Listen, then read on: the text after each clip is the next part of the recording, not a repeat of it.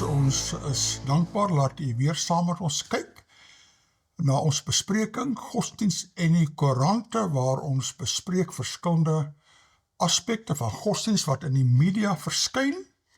Ons saai uit hier op Homebase TV vanuit die Kaap. Jy kan hierdie kry op WhatsApp, op YouTube, of ook die hele 24 program per decodeerder.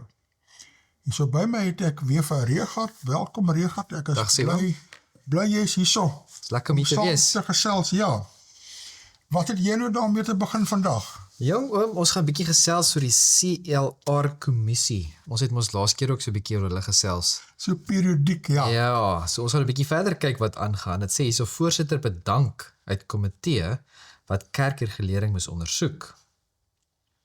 En dit kom uit die kerkbode uit, né? Ja. Dit sê Prof Musa Zulu het 'n ernstige onreëlmatighede en intimidasie gelys as van die redes waarom hy bedank het as voorsitter van die artikel 22 komitee, né? Ons het ons laas keer ook 'n hele berig gehad oor daai komitee van die kommissie vir kulturele, godsdienstige en taalregte, die CLR kommissie. My leadership was hollow, het Zulu gesê tydens 'n bedanking op 'n perskonferensie wat op 15 Januarie in die Burchute Hotel in Johannesburg plaasgevind het. Zulu het verduidelik dat hy op 25 April laas jaar aangestel is om leiding te neem van hierdie komitee wat navorsing moes doen na vergrype in die Christelike geloofsektor. Hy beweer onder meer daar was soveel inmenging deur ander dat hy nie sy werk kon doen nie. Hy het hierop breedvoerig uitgebrei in 'n verklaring. Die drukgroep Freedom of Religion South Africa het intussen gesê hulle eis 'n dringende onafhanklike ondersoek na die beweringe wat hy gemaak het. Pastoor Bert Pretorius van South African Community of Faith-Based Fraternals and Federations, dis 'n lang naam hoor. Die afkorting is SACOFF. Het Zulu se optrede verwelkom. So ons gaan maar sien wat verder daar gebeur. Ja. Nou, as mens nou net daar stop, dan is jy bewus van iets, maar jy weet nie eintlik wat het gebeur nie. Wat het gebeur nie, jy verstaan. Nou, ek het hierso die hele verslag van professor Zulu se hele persverklaring. Dis 'n bietjie lank, maar ek dink ons moet alles stadig deurgaan, want dan leer 'n mens iets. Jy weet, ek dink ons kykers moet in diepte insig hê oor die dinge. Ek het heel wat duidelikheid gekry oor hierdie, ek het hier nou alles deurgaan en lees, soos dis baie leersaam wat gebeur met hierdie CRL-kommissie, hoe hulle werk en sovoorts, die gevare daaraan, en jy kan sê die agtergrond, bewerkinge daar. Soos kom ons lees dit, as almal nou net mooi kan luister en konsentreer, dan sal ons sien die gevaar van staatsinmenging in die kerk daar. En hierdie was gedruk hierso deur Joy Magazine, jeugtydskrif. Dit sê dat dringende nuus, CRL se artikel 20 voorsitter bedank oor onreëlmatighede en bedreigings vir godsdienstvryheid. En die hele ding is, mense kan nou, kykers kan nou hierso dink soos maar hoekom gaan ons nou hierdie hele lang ding nou deurlees? Maar dit is so van toepassing op elkeen van ons. Ja. Verstaan, elke Christen, selfs enige iemand wat sy godsdienst hy ook al is, hierdie is 'n toepassing op elkeen hierso, en ons het daarom nog godsdienstvryheid, maar ons weet nie vir hoe lank. Ons moet bewus wees wat aangaan in die bedreiging. Ons moet absoluut bewus wees van wat aangaan. So kom ons kyk wat sê hulle hierso. Sê persverklaring deur dominee professor Musa Zulu. En dan is daar 'n redaksionele nota wat sê die bedanking van die voorsitter van die CRL se artikel 20 komitee het skokgolwe deur die Christelike gemeenskap gestuur. En vandag kyk ons na van die skokgolwe wat daar deur gestuur is, waarvan hierdie persverklaring, né? En ernstige vrae laat ontstaan. Ja. Oor deursigtigheid, verteenwoordiging en die beskerming van godsdienstvryheid in Suid-Afrika. In sy openbare verklaring skets hy 'n ontstellende prentjie van beweerde prosedurele onreëlmatighede interne inmenging en 'n toenemende skuif na staatsbeheer oor geloofsake. Baie ernstige dinge, né? Die onderstaande persverklaring wat volledig en onveranderd in Engels gepubliseer word, bied sy persoonlike weergawe van die gebeure wat tot sy bedanking gelei het en lig sy diepgaande bekommernisse oor die rigting van die proses toe. Dan sê hy hierso: Good morning, members of the media. I appreciate your chairperson of the Section 22 committee established to investigate abuses within the Christian sector. Before I proceed, allow me to acknowledge and introduce those who are seated with me today and who will, if necessary, assist in responding to questions or making follow-up statements. I've called this press conference because I've decided that it has become necessary in the interest of transparency, constitutional accountability, and personal integrity to resign as chairperson of the Section 22 Committee for the Christian sector of the CRL Rights Commission and feel that I need to explain the circumstances under which I am resigning.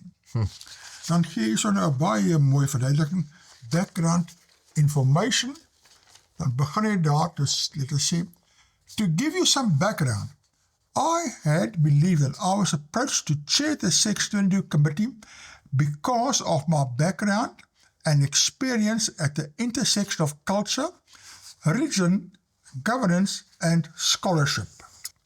I was present at and co-organized the 1998 National Conference that gave conceptual birth to what later became the CRL Rights Commission, at a time when I served as Deputy Director General for Arts and Culture in the Departments of Arts, Culture, Science and Technology. I'm an ordained Christian minister, a lifelong churchman, and an academic who had spent decades studying religion, culture, theology, governance, and constitutional democracy.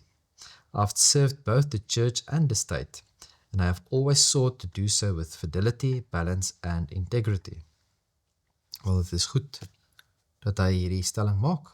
Ek is baie bly dat iemand daarom nog integriteit het. Ja, hy probeer met die beste van sy vermoë en insigte en verstaan van die dinge, het hy probeer die soort diens lewer, maar dit het gebackfire, soos hulle in Engels sal sê. It was therefore not surprising to me that I was approached as an outsider to the Commission, precisely because I was not embedded in its internal affairs and because I could bring an independent, scholarly and faith-rooted perspective to a highly sensitive national task. My appointment confirmed in writing on 25 April 2025 was clear. I was to chair the Section 22 Committee, to call and preside over its meetings, and to conduct extensive research into abuses within the Christian religious sector, with a view to protecting religious freedom, not undermining it. I wish to emphasize that there was no reference whatsoever in my letter of appointment to the development of legislative framework or to any form of state control of religion. On the contrary, my understanding was that the task before me and the Section 22 Committee was to explore self-regulation, grounded in scripture, church history, sound theology, and the lived experience of Christian communities in South Africa. Ja, jy sien die doel was to look at self-regulation of religion, waar die godsdienste self-reguleer en al hierdie valse profete uitgooi. Precies, scammers, nee? Ja. Scammers, want baie van dis maar wat hulle doen. Jy sien, maar dit was nie staatsbeheer gewees nie. I therefore approached this task as an academic because when confronted with a complex and sensitive mandate, one does not work in isolation. I conduct extensive research and shared draft academic papers with theologians, church leaders, and scholars across denominations. This is how scholarship works. Ideas are tested, critiqued, and refined. I did so openly and transparently because I believed that this process had to win the confidence of the church, not undermine it. Ja, nogal Baie goeie punte. verantwoordelik gestel, nie? dan sê Section 22 Committee serious irregularities. I need to state, for the record, that from the outset I've been concerned about perceived irregularities in the Section 22 Committee. To this day, I do not know whether the Section 22 Committee was properly constituted by a formal resolution of the Commission. However, I was aware that at least one commissioner, there may be others, Advocate Sifu Mantula, did and does not see the need for the committee at all. I do not know what process was followed to appoint me or the other members of the committee. Some were nominated by selected church groupings identified by Mrs. Toko Mkwanazi Zaluva, the CRL chair. Others appear to have been simply co-opted by the CRL chair. New members would arrive at meetings without explanation or consultation with myself. Sure. Daar's 'n paar los dinge wat So daar's elke keer so die nuwe members en jy weet nie wie hulle gekies het en hoekom hulle daar is nie. Ja. Sure. Ja. Maar only formal dealings were with the CRL chair, who appointed in aanhalingstekens, me as to chair, but who in practice exercised complete control over the committee and all of its meetings. Ja, soos jy die so totale beheer, né? Onmiddellik die prentjie te kry is, hulle het miskien gedink dat hulle kan hom gebruik soos 'n pion. Ja. Dat hy het nou hierdie werk gekry, hulle het hom nou aangestel, en hy gaan miskien nog gelukkig wees om maar net stil bly en saamstem. Ja, en hy vul maar net 'n gaping. Ja. En hy moet nou maar net daar wees. Ja. En verder gaan hulle alles beheer. Ja. Dan gaan hy aan, hy sê, I was also deeply troubled when I learned that the chair of the Kochta Parliamentary Portfolio Committee, Dr. Swilly McKeezy, had expressed serious unease about the Section 22 process. I was shown correspondence confirming that the 2018 Kochta Portfolio Committee report had expired and was never adopted by Parliament, thereby removing any legal basis for reviving its recommendations. Ja, dis wat op onder vorige verslag na verwys, hulle gevra wat is die regsgeldigheid van hierdie komitee, né? The CRL chair dismissed this entirely, stating that no one could tell her or the CRL Rights Commission what to do. Sure. Baie diktatoriaal, né? Ja. Vat nie nonsens te jy maak soos ek sê en bly nou stil daar.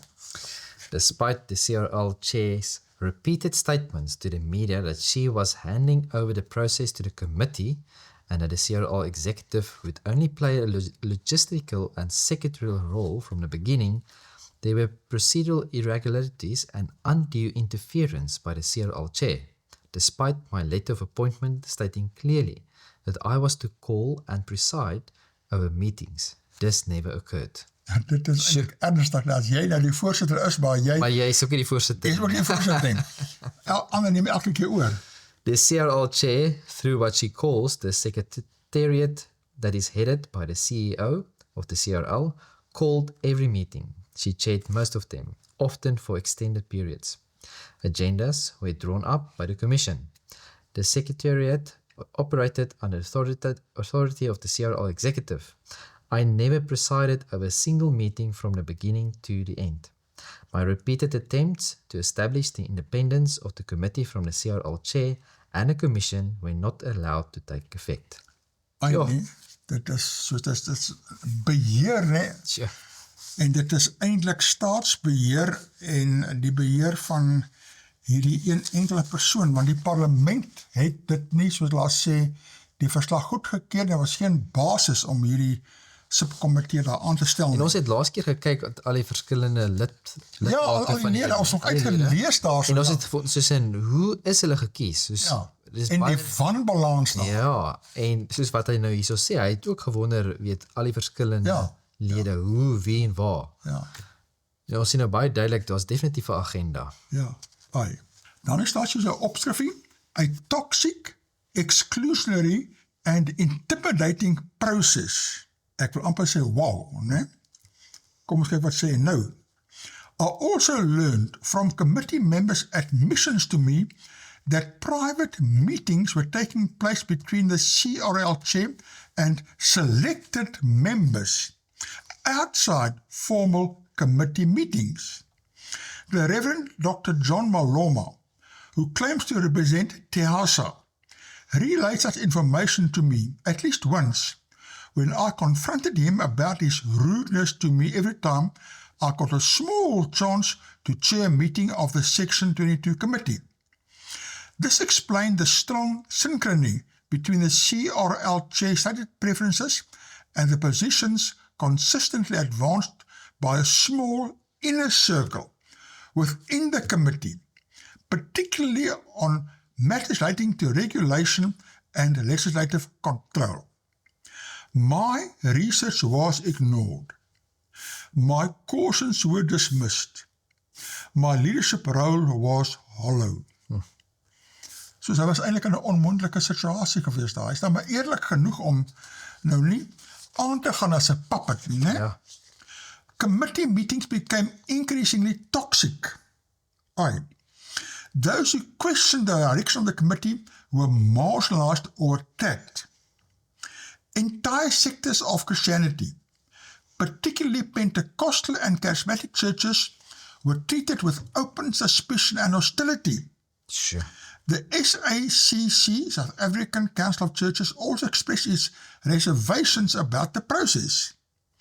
As a result, the document released on 19 December 2025 was hurriedly finalized in meetings chaired by the CRL chair in an apparent attempt to preempt an anticipated public announcement by the SACC expressing its unease with the Section 22 committee as reported to the chair by Reverend Maloma. Wow, so selfs die Raad van Kerke wou 'n verslag uitbring van waarskuwing en besorgdheid hieroor, né? During that drafting, chaired by the chairperson of the CRL Right Commission, and where I became a spectator for 2 days, December 17 and 18, I was alarmed by continued discussions about excluding so-called disruptive elements, by invitation-only consultations, and by proposals to involve the SAPS, including references to policing, force, and even tear gas, to prevent dissenting voices from participating. Gewelddadig, kragdadig, né? Hulle voeg die daad by hulle sinning toe, sommer die polisie inroep.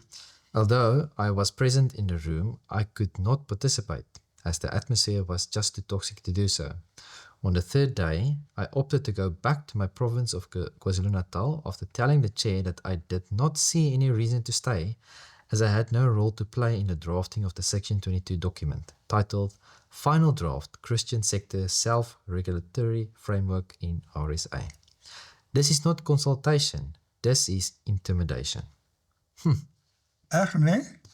Ja, wel, in so'n situasie is die eerbare ding om te doen, is om te bedink, soos hy nou hier gedoen het. Dan is die opskrif van die volgende seksie wat hy praat, Representativity and the Myth of 45 Million Christians. Dan sê, I must also address a claim made repeatedly in public by the CRL chair, namely that the Section 22 committee represents 45 million Christians in South Africa. Ek dink ons het voorheen ook, het ons ook daai vraagteken hier so gelees wat andere gelig het, né? Based on my direct experience as purported chair, I do not believe this claim can be factually supported. As the work of the committee progressed, it became increasingly clear that significant Christian structures and constituencies were excluded, either by design or by consequence, and that the committee could not credibly claim to speak for the breadth and diversity of Christianity in South Africa. Sjoe, dit is ernstig. Hulle sê hulle kan praat vir almal, maar eintlik praat hulle vir minimaal, baie min mense. In particular, while Reverend Maloma sat on a committee claiming to represent TIASA, and while he actively supported the CRL chair's regulatory agenda, this representation was formally repudiated by TIASA's own constituency. 3 of the largest and most significant denominations that together constitute the majority of TIASA's membership and footprint, the Apostolic Faith Mission and Assemblies of God and the Full Gospel Church, wrote formally and unequivocally to renounce both TIASA's position and its participation in the Section 22 committee, and any claim that TIASA was representing them in this process. En ons het nog daar gepraat, né? Ja, en dis baie ernstig daar, as die mense wat jy sogenaamd verteenwoordig onttrek en sê, maar jy verteenwoordig ons glad nie, is 'n groot probleem hierso. Dan gaan dit aan. In addition, the SA Council of Churches, historically one of the most significant and broadly representative Christian bodies in our country, is not formally part of the Section 22 committee. Charismatic Christians are formally viewed as enemies of the CRL and the Section 22 committee. In one of my advisory notes to the chair of the CRL, I expressed my discomfort about the CRL's apparent us versus them approach to the brief and work of Section 22 committee. Unfortunately, the terms of reference of the Section 22 committee keep changing almost daily. Wow, dit maak amper onmoontlik om so iets te bestuur. I was surprised during the launch event of the committee on the 2nd October 2025, where I was required to read the terms of reference while I was on my way to the podium to speak, and holding the terms of reference which are contained in my letter of appointment, a CRL official hurriedly gave me a new set of terms of reference to read out to the public and comment. Kan nie dit glo. Kan nie glo. This was embarrassing to me, and even a bit dishonest on the part of whoever suddenly came up with new terms of reference. Soos dinge gaan nie eintlik, het nie gegaan nie baie ordelik of volgens normale beginsels nie. Ai. Taken together, these realities reveal a serious representation deficit at the heart of the process. One cannot credibly claim to represent tens of millions of Christians while excluding major denominations, proceeding without the SACC marginalizing Pentecostal and charismatic churches, and dismissing dissenting voices as disruptive elements. So as jy nou 'n probleem het met hulle, dan is jy disruptive. Ja, en dan moet jy Ja. uitgewerk, ja. Dan is 'n volgende hoof hierso. Racist remarks, personal vendettas, and abuse of state power. I must also place on the record my profound shock and dismay at the racist and defamatory language used in meetings by the chair to describe critics of her agenda. For example, in my presence, Mr. Michael Swain, the Executive Director of Freedom of Religion South Africa, FORSA, ons was voorheen al van hulle verslae gelees, né? Was referred to as the white man from England who came to South Africa in 1983 to enjoy apartheid. Sjoe. Bietjie kras, Is né? dis- Van die voorsitter stoel af. Sulke uitlatings. Kan nie glo. Reverend Maloma repeated this when he and the chair presented the 19th December document to the media. I thought that was in direct conflict with the Constitution of the Republic of South Africa, which outlaws all forms of racism. Even more disturbing was the chair's personal fixation on Mr. Swain. I was told directly by the CRL chair that she had laid criminal charges against him for crimen injuria. That pressure was being exerted on SAPS via the Director of Public Prosecution, Shamali Batholi, to ensure the arrest before Christmas. Kan jy dit glo? Soos in hierso, jy moet hom nou arresteer. En dit is soos 'n kommunistische stelsel, nee, hardhandig. As nie saamstem, ons vat jou vas, ons sit jy in die tronk. And that she hoped he would be imprisoned, facing 5 years in jail. So sy wil ontslaa raak van hierdie man, hy pla haar. Ja, I was shocked that the chair of a Chapter 9 institution would speak in this way about a citizen whose record of many years is to defend and uphold religious freedom, and whose only offense was to criticize the current public process initiated by the CRL chair. Such remarks are not only false and offensive, but they are also deeply inconsistent with the spirit of our constitution. eintlik baie ernstig, nee. Skokkend, né? Dit is 'n hardhandige, ek wil amper sê 'n hardhandige kommunistische houding hierso. Dan die volgende opskrifie is The Final Draft Document, a Turning Point. In November and December 2025, I was presented with a document titled The Final Draft Christian Sector, Self-Regulatory Framework in RSA. Its sudden appearance shocked me. Lyk my is aanhoudend geschokt, né?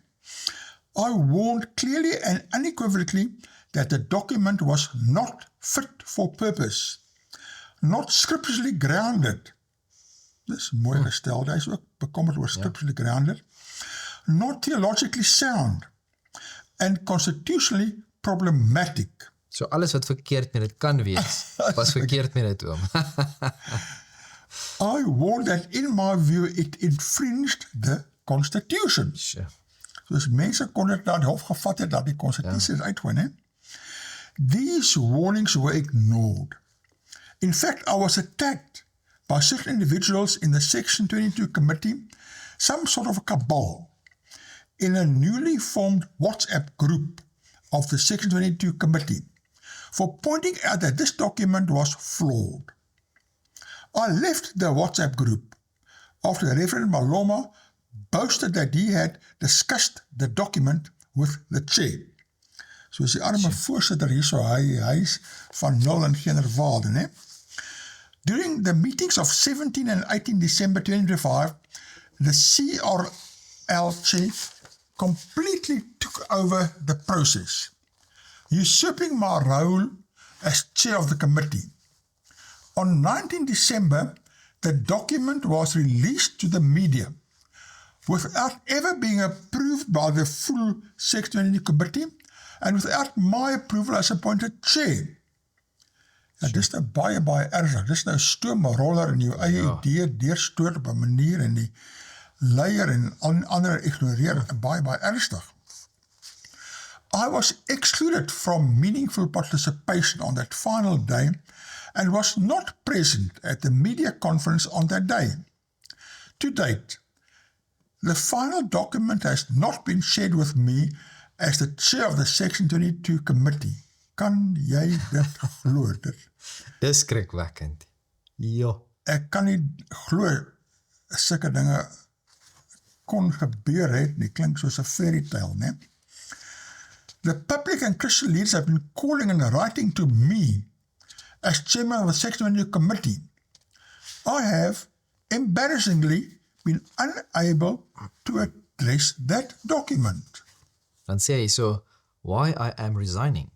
I have done everything within my power to discharge my duties faithfully and in line with my appointment. However, I can no longer serve as chair of a committee, the process of which I do not control, the outcomes of which I do not endorse, and the existence of which is being used as a front to disguise a predetermined agenda of state control of religion, driven in part by personal hostility toward particular Christian faith and traditions. Ja, dis baie ernstig, né? Being used as a front to disguise a predetermined agenda of state control of religion. En dan 'n personal hostility toward particular Christian faith and traditions. Ja, hier sien hierdie voorsitter is 'n Afrika tradisie ondersteuner en soos ons al voorheen al hier opgemerk of gelees het, Sy is En nie, selfs die video wat is nie. video wat ons gestuur het, waar sy sê God praat met niemand nie. Ja, so maar die hele punt is sodra jy iets soos dit gaan begin, dan is daar's altyd probleme. Ons sien net hoeveel deur die hele geskiedenis met hele sosialisme en kommunisme sien ons dit nog altyd. Dit klink miskien goed, maar sodra die mens sulke goeders begin in hulle eie hande neem, dan is dit 'n probleem. Dit sê to remain would be to compromise my integrity. I am an ordained and commissioned minister of the word and sacraments. My loyalty is to the great commission commanded by Christ Jesus in Matthew 28. I must also point out that church history tells us that the church has in free and democratic societies been self-regulating for its entire existence over the past 2,000 years. For these reasons, I hereby tender my resignation as chairperson of the Section 22 Committee with immediate effect. I do so with sadness, but with a clear conscience. Thank you. Reverend Professor Musa Zulu. Sjoe, wel ek haal my hoed af vir hom, Absoluut. en dat hy met integriteit, hy kan voortgaan en sê, dit is mos nou 'n maklike paycheck, ek sit maar net te doen niks nie, en alles, maar hy het integriteit, en hy weet waarin hy staan, waarvoor hy staan, wat hy glo, en hy gaan nie in, die Engelse woord is vlek, gaan baie vlek kry vir hierdie, vir, laat hy nou al hierdie oopgemaak het, dat almal kan sien wat eintlik aangaan. Ja, Ek hoop maar hy het genoeg sekuriteit om. ja. Jy weet, ek het so 'n bietjie medelee, of ek verstaan so 'n bietjie as hulle wil verseker dat daar 'n beter selfregulering is, wat sê, kyk na al hierdie valse profete wat dooies opwek en doemspyt. Sogenaamde. Dit is net erg. Nou ek het hier so 'n interessante videoetjie waar hulle sê exposed, the most corrupted pastors, en ek dink dis almal in Suid-Afrika nie so. Kom ons speel 'n stukkie daar. Like it or not, religious leaders, especially pastors, wield a huge amount of power over the flock they oversee. But more often than not, we see that influence gets misused and manipulated for the preacher's selfish, devious intentions. From staged resurrections to Ponzi schemes, today, we take a look at some of the most corrupted black pastors. What number 5 did will leave you shocked forever. Number 9, Alan Bosak. Coming in at number 9, we'll begin with Alan Bosak, a liberation saint who found himself a new kind of freedom. At first, he was the man of the people, spewing fire from his holy mouth against the vials of the racist segregation that was in place in South Africa in those dark days of apartheid. Side by side with the great Archbishop Desmond Tutu, That's not going to thank you. And then we're going to stop.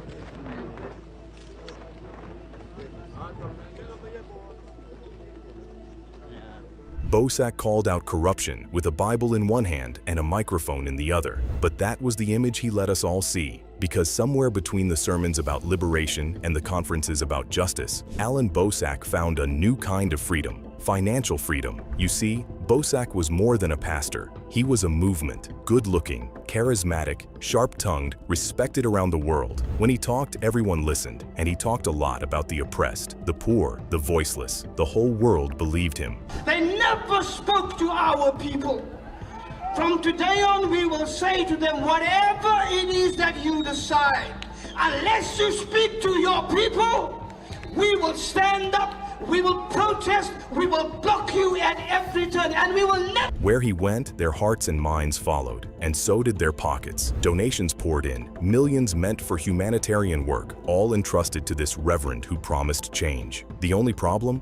Not all that money made it to the hungry. By 1999, the people's pastor had become the defendant. A man who once accused governments of greed was suddenly accused of exactly that, fraud and theft. Investigators had found out that donor funds meant for children's programs had taken a detour through Bosak's personal channels. It was like Robin Hood had stopped sharing with the village and started shopping for himself. The same hands that once held protest placards had now been caught signing checks in all the wrong places. Of course, when the allegations came, he tried to fight them, claiming it was a misunderstanding, some sort of technical mix-up, but the evidence was too clear, too concise to sweep away. He spent just over a year in prison.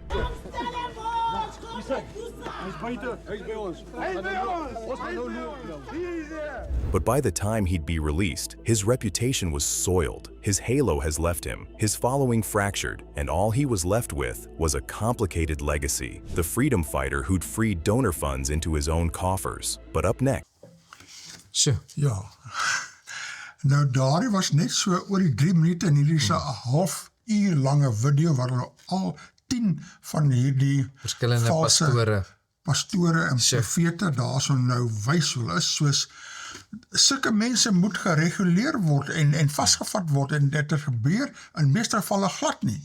Soos ek sien daar's 'n plek vir regulering of selfregulering, maar as die staat dinge wil reguleer, dan reguleer hy godsdienst en dan druk alles dood, dan is daar probleme. Soos ons nou baie mooi gesien het wat daar gebeur. ja, maar die ding is, die CRL het nie bestaan met Ben Boesak nie.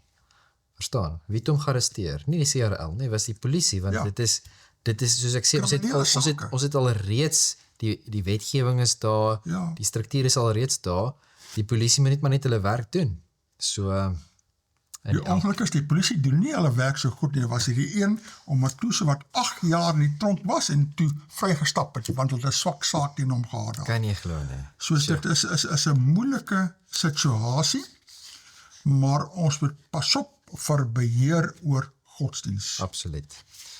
Hier het ons nou, ons het so rukkie terug het ons het genoem, en nou hierso is in die Konouna Synode nuusbrief. Hier kan ons nou sien op die prentjie, Kla jou moeder aan, die boek wat geskryf is deur Johan Johanse van Rensburg. En dit sê so, 'n ernstige beroep word op elke lidmaat gedoen om dringend die volgende boek te lees, sodat ons ingelig, verantwoordelik en in geloof kan saampraat oor hierdie saak wat die hart van die belydenis van die NG Kerk raak.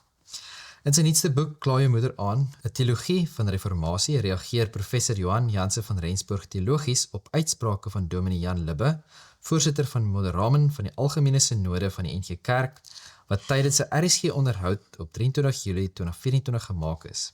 Dit is, in sy eie woorde, 'n eerlike poging om die koning van die kerk en die heil van die NG Kerk te dien.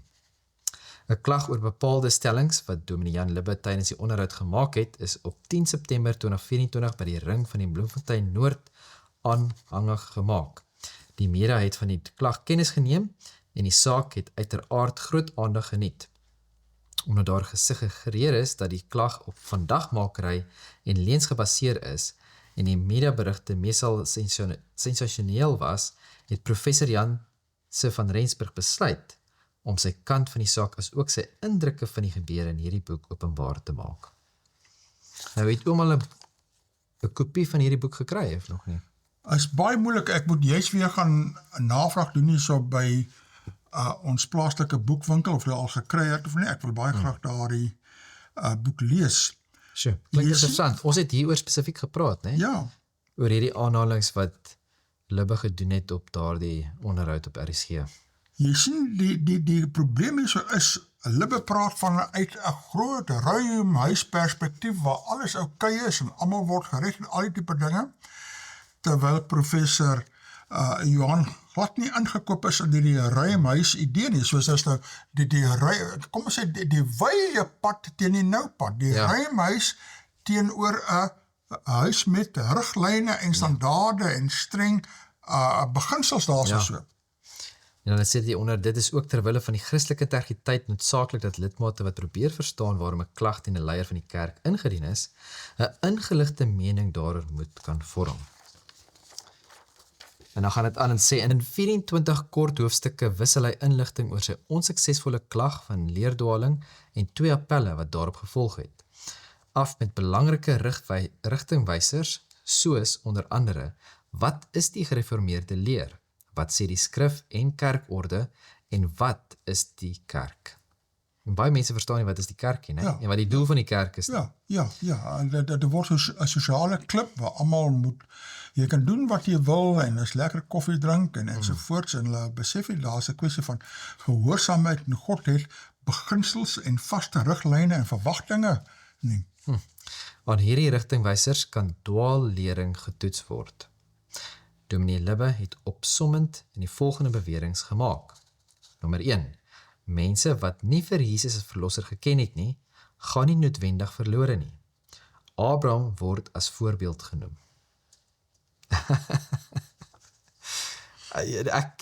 Ons het hier gepraat, ons het hieroor gepraat, maar dit is vir my lagwekkend, oom. Ja. Dis vir my lagwekkend. En dan die tweede punt, die onderskeid tussen die ware en valse kerk word bevraagteken. En dan derde punt, Jesus het nie die kerk gestig nie. Ja, as jy nie besef die basiese beginsel tussen 'n ware kerk en 'n valse kerk nie, dan het jy 'n baie groot probleem. Jy moet die basiese beginsel, nou nie, jy weet in volle exact met elke ding te wees nie, maar daar's baie ernstige groot riglyne daaromtrent. Elke van hierdie beweringe word aan die hand van die skrif en belydenisskrifte in verskillende hoofstukke behandel met verdere verduidelikings daarby. Prof van Rensburg worstel met die vraag hoe die tugliggaam die voorskrifte van die kerkorde en die voorgeskrewe rangorde van die woord en belydenis kon eerbiedig en Dominee Libbe steeds onskuldig bevind het. Die klag sowel as die appel het immers uitvoerige skrifverwysings en aanhalings uit die belydenisskrifte en ook kerkordelike aanhalings voorgelê. Die proses en formulering van die bevindinge het in gebreke gebly om aan die woord en belydenisskrifte reg te laat geskied.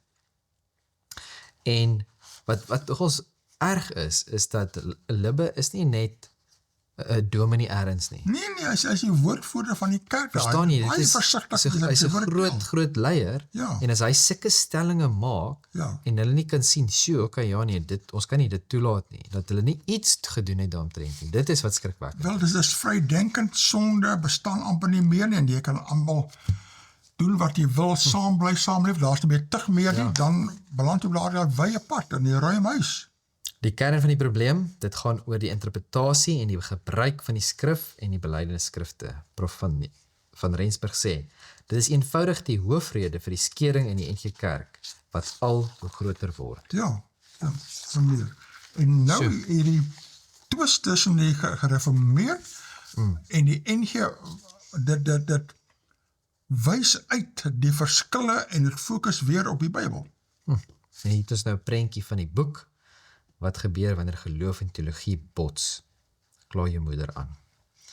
En dit sê so langsaan, Prof Janse van Rensburg was vir langer as 15 jaar in diens van die Here Jesus en het die hele ontplooiing van die geskiedenis van die NG Kerk intens meegemaak. Hy is die skrywer van 8 boeke en talle wetenskaplike artikels, waarvan meer as 50 in geakkrediteerde tydskrifte gepubliseer is. Hy verwerf 3 doktorsgrade en was dosent in praktiese teologie aan die teologiese fakulteit van die Universiteit van die Vrystaat. So ja, ons raai mense aan om my boek te kry. Het laat weet wanneer ouma my boek het. Ek dink ek gaan hier na 'n bietjie omry by Exclusive Books daar by ons en hoor of hulle dit nou al het of nie. Al het of nie of wat, en dan gaan ek 'n bestelling plaas deur hulle. Ja. Dan sal 'n bietjie druk op hulle ook plaas om nou die boek te kry daar so. Sure. Ja, nee, dankie vir daardie nuusbrief van Koinonia wat hulle daar uitgestuur het. Ja, nou jong, hierso het ek nou 'n interessante skrywe van daardie professor Johan Janse van Rensburg wat daardie boek geskryf het. Hy het nou so 'n brief aan rapport geskryf. En die opskrif is Theologiese idealisme skuil in Jan Libbe se ode aan die kerk. Nou sê hy so, Dominee Jan Libbe se ode, en sy ode is, kom ons ontmoet ander kant die gal bitter. Onthou jy, ons het daar hier mos bespreek so 2 weke gelede, né? En ek het nog gesê, so dit is maar baie woorde en baie dinge en min word gesê so. Aan die NG Kerk is om meer as een rede indrukwekkend. Dit dra multidimensionele kenmerke van letterkundige finesse, ja, baie goed met woorde, politieke analise, ja, het was opgediep daar vanaf Jan van Riebeeck, die Boereoorlog, alles daar ingebring, en opgediepte kerklike historisme. Maar jy moet aandagtig lees, want onder die verskuilde woordkeuse en vernuftige taal skryf daar vertoetelende skanse van theologiese idealisme. Baie goed gestel, ja, maar dit is presies wat daar gebeur het. Ja. Dit is minder indrukwekkend, meer nog, fundamenteel ontstellend, en wel om die volgende redes. Die eerste rede, Die wye draaie en baie woorde is opmerklik oorheersend, terwyl die werklike dilemma's wat die NG Kerk tans tuister, rustend gelaat word.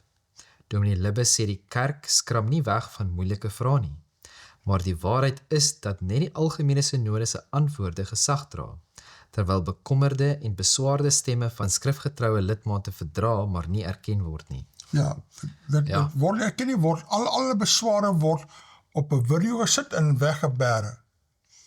Dit blyk uit die meningvuldige besware teen besluite wat opsigtelik van die skrif verskil, maar eenvoudig geïgnoreer word. Dominee Libbe skryf van luister na mekaar, foute erken en verskoning vra. Tog het die kerkleiding nog nie een keer erken dat foute in die resente tyd gemaak is nie. Nee, Baie belangrike punt. Alles is reg en aan die ruimhuis is daar nie foute nie en alles is reg daar. Dan is sy volgende punt. Daar is 'n wending in die skopus van sy skrywe om voorbedag uit te kom by die solidariteit met noodlydendes en die skenkings aan Gaza. Ja, lyk my die idee dese as jy skenkings gee vir Gaza en Palestynë, dan is jy nou kouse, dan is jy nou eintlik polities korrek, jy weet. Maar of dit die korrekte ding is om te doen is 'n baie groot anderste vraag. Die NG Kerk snoer kragte saam met protes van landsburgers, hoofsaaklik Palestyns gesindes, skryf Dominee Libbe. Maar die nood van ander word nie tot ontsteltenis geroer nie. Weet die NG Kerk dan nie dat konflik nie opgelos word wanneer buitestanders openlik kan kies nie. En dis die tragedie, dis altyd 'n kantkiesery en 'n sterk kantkiesery en 'n balans ontbreek gewoonlik geweldig. Van die volgende punt. Dit is egter wanneer die dieper teologiese agendas aan die orde kom, dat die vele woorde ontmasker word om die ware betekenis en bedoeling van die betoog bloot te lê. Daai is 'n belangrike punt. Die belydenis van die Nicea word aangewend as 'n kapstok waarin die heilige teologie van die NG Kerk ophang word. Die drie-enige God van die belydenis word opgestel om uiteindelik te kom by gasvryheid teenoor alle mense en gelowe. Die Heilige Gees word selfs aangewend om saam met ander groeperinge en gelowe na die skrif te luister, na wat dit in hierdie tyd en konteks mag beteken, ook niet mag beteken. En wat ek wil nou teruggaan, dit wat hy bietjie vroeër ook nou genoem het, is dat baie keer, baie maklik, ek het al baie keer gesien as jy praat met sekere mense, 'n goeie salesman, of 'n goeie prokureur, of jy weet, sulke tipe mense, hulle is baie goed daarmee, baie keer om baie woorde te gebruik, en op baie keer op die manier hoe hulle dit gebruik, is baie slim. Ja. Maar as daar nie betekenis is aan die samestelling van die woorde nie, dan is daar nie betekenis van enigiets wat jy gesê het nie. Maar so baie keer baie mooi luister, mooi lees, wat sê die persoon werklik. Ja.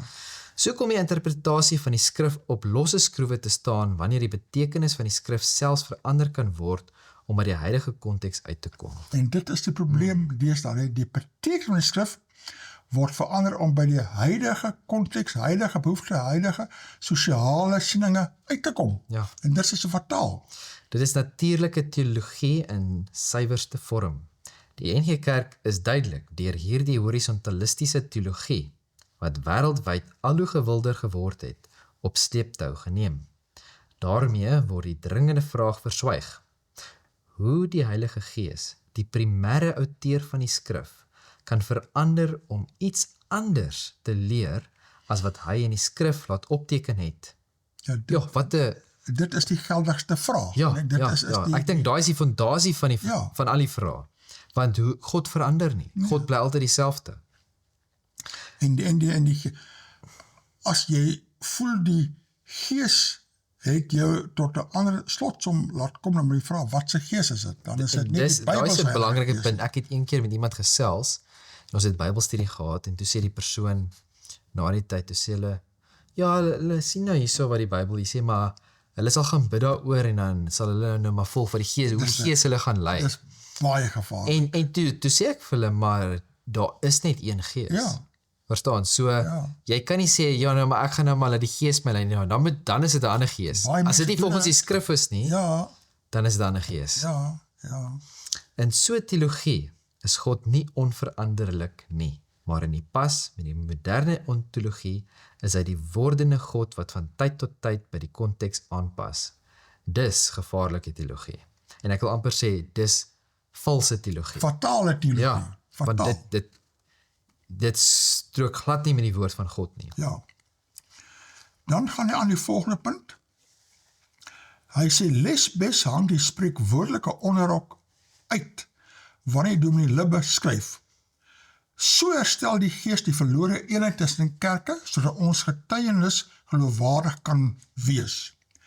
Hy is die Gees van waarheid en liefde. Leer die Gees van waarheid dan nie volgens die skrif en die gereformeerde belydenisskrifte dat Jesus ons opgedra het om die evangelie aan alle mense te verkondig en ons sy disippels te maak nie? Johannes 28. Weliswaar nie om te dwing nie, maar om uit te nooi, skryf Dominee Libbe. Pas dit op dat dit die dringendheid van die apostel Paulus in 2 Korintiërs nie dan verlore gaan nie. Ons tree dan op as gesand om Christus wil, asof God deur ons vermaan. Ons bid julle om Christus wil.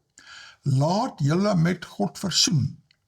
Dit is grondig anders as die verslag oor in te geloof aanbidding, wat aan die hand doen dat die naam van Jesus nie eens by so byeenkoms genoem moet word nie. Dis dan is dit baie, baie gevaarlik, né? Hierdie missionêre dringendheid van die skrif word subtiel omvorm tot missionale gasvryheid om te verwelkom en te aanvaar, wie en waarvandaan ook al. So eindig Dominee Libbe sy betoog met 'n verskuilde regverdiging vir onheilige gebeure by die NG Moederkerk Kaapstad, waar die kansel opgestel word vir 'n geestelike leier van 'n nie-Christelike geloof en die nagmaal aan ongelowiges bedien word, ondanks die waarskuwing van 1 Korintiërs 11. In die verlede was die kansel in die NG Kerk altyd die vertrekpunt van waar Jesus as die lig van die wêreld verkondig word. Oop deure en gesamentlike aanbidding het dit klaarblyklik verander. Inderdaad, universalisme is alive and well and thriving in the Church of Christ. Skus vir die Engels. Ja, jong, ons het mos gesê, ons gaan nou elke week so 'n beriggie of 2 of 3 praat oor die gebeurtenisse aan die gereformeerde kerk met hulle vida, vroue in die amp debat. Dis 'n groot debat en hy is vol in die koerante. Ons gaan nou net na een briefie kyk hierso, en dit is 'n briefie wat wys die geweldige verskillende sieninge. En die opskrif is Doppers vermom geslagsgeweld as kerklike dogma. Dit is 'n uiterste ernstige bewering om te maak, nie? Maar kom ons kyk, dit sê so, elke keer as kerk 'n vrou stil maak, gay mense verdoem, of dogma bo menswaardigheid stel, bewys hulle dat geloof nie bevry nie, maar bedwelm. Sê wie? Skryf John Oosthuizen. Nou, John Oosthuizen was die redakteur van die kerkbode was. Sure. Hy is, lyk my vandag, 'n ongelowige, soos hy vat nou alles aan nie, so nou wys jy maar net die debat wat hierdie nou daar laat ontstaan het. En hy het ook die persoon wat hierdie boek geskryf het, die opkoms en ondergang van die NG Kerk. So hy het baie te sê, maar nie alles wat hy sê is korrek nie, eintlik die meerderheid wat hy sê is nie korrek nie, en wat ek nie kan ondersteun nie. Maar nou vat hy die gereformeerde kerk aan, en probeer nou reghelp. Hy sê die gereformeerde kerk van Suid-Afrika se besluit om gemeentes uit die kerkverband te sny, as hulle vroue tot die diakens of ouderlinge verkies, is nie 'n teologiese verskil, of 'n broederlike terughandeling nie. Dit is emosionele, institusionele en geslagsgegronde geweld, netjies verpak in Bybelvers en kerklike dogma. Waar kom hy by geweld uit? Dit is sy valse siening van godsdienst en sy verdraaiding van die Bybel. Ja, dan sê, die vraag is nie meer of hierdie besluit diskriminerend is nie, maar hoe lank dit nog as God se wil, in aanhalingstekens, verkoop kan word, sonder dat mense dit begin raak sien vir wat dit is. 'n Magsmechanisme om vroue se stemme stil te maak, hulle onderdanig te hou, aan 'n verouderde kerklike gesag, wat sy relevantie lang al verloor het. Ja nee, hy stem nie met die Bybel daar so saam nie, né? Terwyl die wêreld worstel om geslagsgelykheid te bevorder, kies die GKSA die doppers om met hulle dolle vaart terug te jaag na patriargale verlede. Hulle klou vas aan Bybelse voorskrifte wat lankal moreel bankrot is. Nou wat bedoel hy hiermee? Soos in hoe kan die Bybelse voorskrifte moreel bankrot Hy wees? stem nie meer saam, hy het 'n aksie teen die Bybel, aksie teen die kerk, aksie teen die NG Kerk, en nou sy aksie teen die gereformeerde kerk. En hy het 'n aksie teen die Bybel, hoor. Ja, Wat is volgende? Gaan hulle homoseksuele mense in die stadspoorte stenig, soos die Bybel beveel? Gaan hulle lidmate wat skulpvis eet uit die kerkverband gooi, omdat dit teen die woord van God is? Die absurditeit is so grotesk, dat dit amper surrealisties voel. Hierdie dinge gebeur nie in 'n middeleeuse klooster nie, maar hier en nou, in 'n sogenaamd moderne Suid-Afrika. Soos altyd word die besluit keurig met Bybeltekste gemotiveer, 1 Timoteus 2, word met ywer aangehaal. Die vrou moet stil wees, sy mag nie onderrig gee nie, sy mag nie gesag uitoefen nie, want let wel, Eva's eerste verlei. Daarmee word die skuld vir die mensdom se ellende 1000 jaar later steeds simbolies aan die vrou se voete gelê. as mense egter regtig glo die Bybel is 'n onfeilbare, tydlose woord van God, dan moet 'n mens konsekwent wees. Ja, daarmee stem ek saam. Jy kan nie net die verse kies wat patriargale wêreldbeeld bevestig en die res diskreet ignoreer nie. Wat van die opdrag dat slawe hulle aardse meesters gehoorsaam moet wees? Geld dit nog, of het ons dit stilweg laat vaar omdat die sekulêre wêreld, nie die kerk nie, besluit het slawerny is moreel verwerplik? Nou ek het 'n antwoord op daai. Ja, Sê maar in Suid-Afrika, ek wil nie sê in die wêreld nie, maar in die wêreld is daar definitief nog slawerny, maar in Suid-Afrika bestaan er nog so iets as slawerny, volgens oom. nie amptelik nie op die oppersig nie wat ons van weet nie. Maar nie, daar's 'n mate van slawerny. Ja. Ek het so stel vir hom, né? Ja. As ek 'n sekere hoeveelheid geld skuld aan iemand, né? Dan kan ek amper half sê dat ek is 'n slaaf aan daai persoon, né? Want ek kan nie net wegloop en sê ag ek gaan nie 'n persoon daai geld betaal nie. Verstaan? Ek moet pa staan, ek moet daai geld terugbetaal. So as jy teruggaan na die Bybel toe en waar die Bybel spesifiek hierdie noem, dat slawe moet hulle meesters gehoorsaam. Baie van hierdie gevalle was gevalle waar die slaaf 'n sekere hoeveelheid geld geskuld het aan die persoon, Of wat? en dan is daar ooreenkoms aangegaan dat hy gaan dit afwerk. Soos vir die volgende 10 of 20 jaar, wat ook al dit mag wees, gaan hy dit moet afwerk, want jy moet verantwoordelik wees. Verstaan, baie keer was dit ook gewees dat, jy moet kyk in die konteks, baie keer was dit gewees dat ander lande, wat daar oorlog was, en dan die mense wat in ballingskap weggevoer word, so daar's verskeie, jy kan nie net sê, die Bybel sê slawe is goed en wel nie. Dit was as gevolg van omstandighede dat God sekere maatreëls daar gestel het om te sê, dit is hoe ons moet optree in sonde, as gevolg van ons omstandighede. Maar wat my die ergste is, hy sê, die sekulêre wêreld, en nie die kerk nie, het besluit slawerny is moreel verwerplik. En dit is ook vals. Nou as jy gaan kyk, almal, veral in Engeland en ander plekke wat teen slawerny so 'n groot baai gemaak het, was almal kerkgangers gewees, kerklidmate gewees, het opgetree vanuit hulle Christelike, kerklike sninge daar, soos daar is nie tegnies korrek nie. Dan gaan die ander sê, wat van Paulus instruksie dat vroue self nie met goud, parels of dierklere moet versier nie. Nou ek dink nie, dit is so erg daar nie, as jy kyk diegene wat hulle met goud, parels en dierklere gaan versier, wees dit eintlik almal die foonsnolle. Weet jy wat se foonsnol? Mense hoor nie daardie woord baie meer deesdae Nee, maar dit is mense, dit was vrouens wat mense wil verlei daar. Mense hoef jy nie so te behang nie, dis onvanpas, dit was die hoereerders Ja. wat so aangetrek het. Gaan nie dopper tannies nou hulle juwele verkoop en hulle klerekas aan die arme skenk? Of is daar die verse skielik kontekstueel? So hier is nou weer 'n punt waar hy dit Hy uit verstaan verband nie, uittrek. hy verstaan nie mooi wat aangaan nie.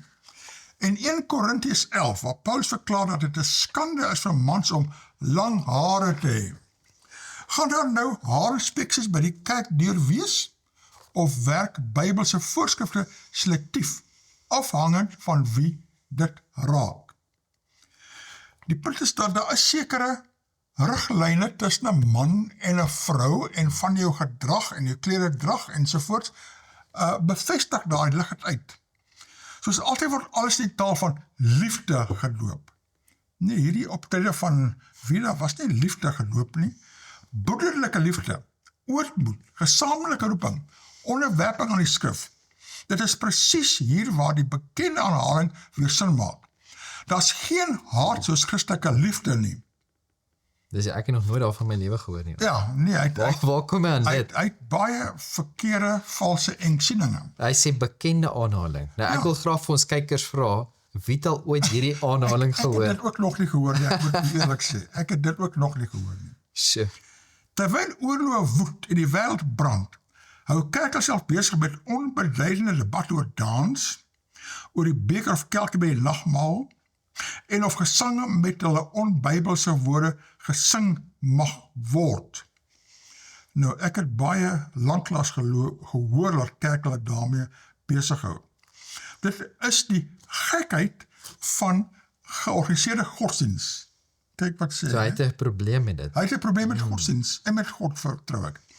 'n selfgeskepte wêreld van irrelevante dogma wat mense passief en onderdanig hou. Nee, dogma is nie relevant nie.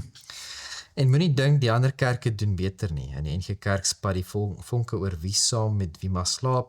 Heteroseksuele paartjies mag nie seks hê sonder 'n papiertjie van binnelandse sake nie. Gay paartjies mag glad nie seks hê nie, selfs al is hulle getroud. Die charismatiese kerke is nog 'n grotesk voorbeeld. Hier word geloof soos opium sonder verdunning aan die massas toegedien. Pleks van denke kry jy hysterie, in die plek van verantwoordelikheid skuld. Brande, droogtes en rampe word deur leuke predikers soos Heinz Winkler en Angus Buchan verklaar as straf vir sonde, en soos kinders sluk mense dit so stroop. Ja, nee, hy het nou 'n mes in teen georganiseerde godsdienst, teen gehoorsaamheid en teen die Bybel, maar interessant, die reaksie wat dit uitlok, dan eindig hy afgesom. Karl Marx het gesê, godsdienst is die opium van die massas. Hy was reg. Godsdienst word gebruik om mense passief te hou, om hulle te bedwelm, met die illusie wat hulle vermoë verlam, om die realiteit van hulle uitbuiting te sien.